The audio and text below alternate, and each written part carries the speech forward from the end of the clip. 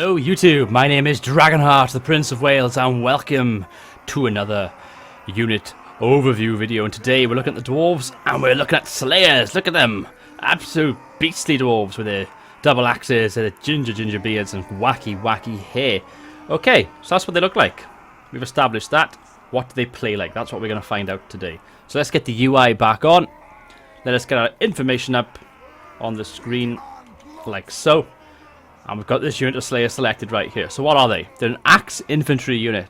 So they have anti-large. So they are very good at fighting targets that are at least as large as a horse. This advantage could be a damage bonus against large targets or an attack that focuses on a very small area. However, some units are simply better against large targets because their attacks are slow and easy to dodge by skilled melee combatants. Basically, these are your units you want to throw in against big massive orcs. You want to use these against any kind of monsters basically. They're very good and that's what they are built to do. They are fast, for a dwarf at least anyway. Their speed's 42. You compare that to the Quarrelers, which speeds of 30. You compare that to the Runesmith of 32 and Thorgrim at 30. Ironbreakers 27. So at 42 they are the fastest unit. Certainly a dwarven unit that you can basically have. Melee attack, really good, 38. They're a very good infantry unit. When you consider Ironbreakers, which are also a very good unit, have 30. That is a big jump. Melee defense 28, not as good as the Ironbreakers, but then again, they are not shielded. They are basically, they don't have any armor on at all. The defense is okay, considering they have no armor, but they're going to be your attacking unit. If your Ironbreakers are going to be your defensive dwarves, your Slayers are going to be your attacking dwarves. Weapon strength of 48, very good weapon strength as well. 30 of Ironbreakers, 48 for the Slayer. So again, they got good weapons, they got good attack, and they're good against monsters. That is what they're built to do. A charge bonus of 26, not the best, but certainly not the worst either.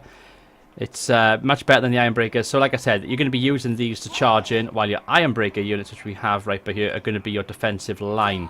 So what we're going to do, we're going to have a little battle today now against the Empire to show you what they can be like, and have a look at some of their stats and kill ratios in this battle as well. So without further ado, here we go. First thing I'm going to do, I'm going to use these as a flanking unit. I'm going to put these on the right flank like that. Are the Empire coming towards me? I don't think they are, so we're going to have to go out and attack them. So I'm going to bring my Quarrelers, I'm going to group them up and put them in some kind of formation just like so. We have some gyrocopters here, which I'm also going to be bringing into the forte, or bringing to the fore rather. I have an organ gun by here, which I'm going to also bring up against the Great Sword. Just get a few other units in, as you would expect to do in a battle. Get my generals up to the centre as well. And then finally, I think I haven't moved my Ironbreakers yet, so we'll get them to the front line to be my defensive dwarves at the front. But there. So this is what we're going to do.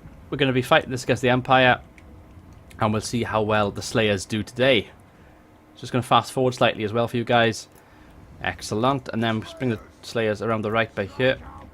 Matter of fact, let's give them a kind of flanking maneuver. They're going to go around the rock but there and around like that. By holding down the shift button and right clicking and dragging, it gives the units a route. So I'm just going to go around and flank with them. My gyrocopters are going to go and attack Karl Franz, get them involved there. I'm going to actually bring out the rest of my dwarves. Now they aren't going to go too far forward actually, so just get them to about there. Looks like they are reacting. They're going to be sending some Pistoliers against my Slayers by the looks of things. So I need to get more of my units involved here. Get my Ironbreakers to the right hand side. We have 3 units of Slayers here against the Pistoliers. I'm going to try and charge one in. We're going to see what happens by here now. Charging a unit of Slayers. Obviously Pistoliers are missile cav, so whether we can catch them or not, it's going to be interesting to see. Pistoliers have 92 speed. My dwarves obviously being fast for dwarves, but not obviously as quick as them because they are on horseback after all. This unit's getting completely well, annihilated by my Quarrelers, which are a fantastic unit by the way. Absolutely getting munched by them. Get my general up as well. Don't have to attack them really, we can just sit back and enjoy the view with these.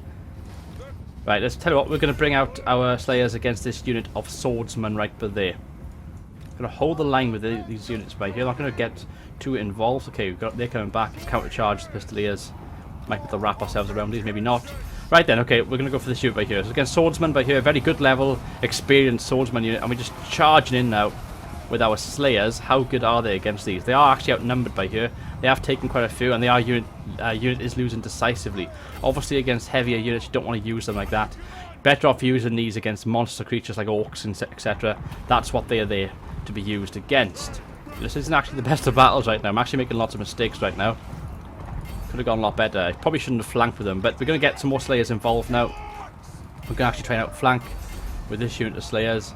Those Pistoliers at the back are causing me a hell of a lot of damage. I'm just going to bring up some of my other units here. I'm going to attack the Swordsman. The centre's going really well though, apart from Karl Franz obviously breaking through. I'm actually going to bring my General and my Runesmith right back to help out there. This Slayer unit is still going strong though. It's actually doing quite well considering it has no armour. It's still there. It's still 47 men there. It's using, well, the unit is losing, not decisively, and it is quite tired. But this other one coming in is actually even the score. So you've got 2 units against 2 swordsman units, and they are sort of holding. This one's actually been depleted by quite a bit. Almost half of its men depleted now.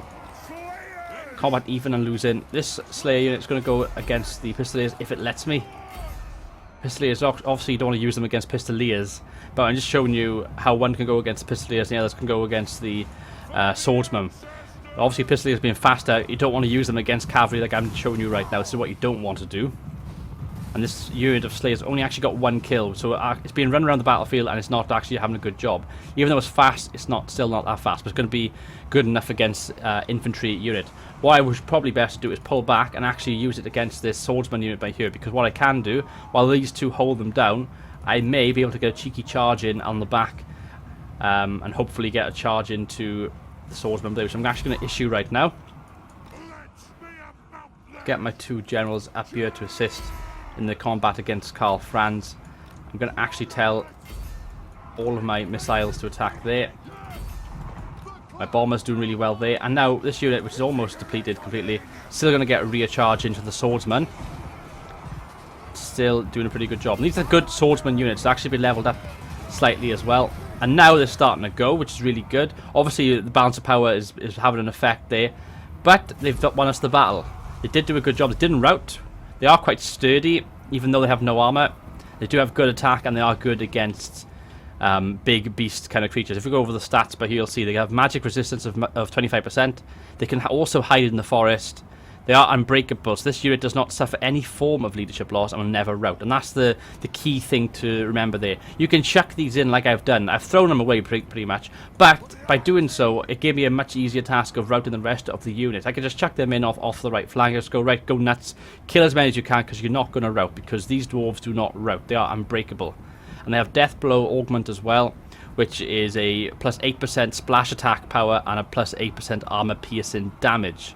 And finally, it got Death Blow over there, as you can see. So it's interesting. They're an interesting unit to have. So to end the battle there, it was a decisive victory. And then we'll have a look at the stats right here on our Slayers. 47, 68, 69. I mean, the Quarrelers are obviously getting lots of kills. We've got 6 of them, and they do a good job if using a good defensive position. My defensive Dwarves, my Iron Breakers, not getting as many kills there, but I didn't really use them properly in the battle. My Organ Gun getting a lot of kills. You can see that in the battle, the fireworks going off there. And my General's not really being used effectively either. But the Slayers, as we looked at, they took up most of the damage. They held for a long time, even though they have no armor, which is a key thing. And also, they don't break, because they have that ability of unbreakable. Anyway, guys, I've been Dragonheart, the Prince of Wales. Thank you for watching. Until next time, goodbye.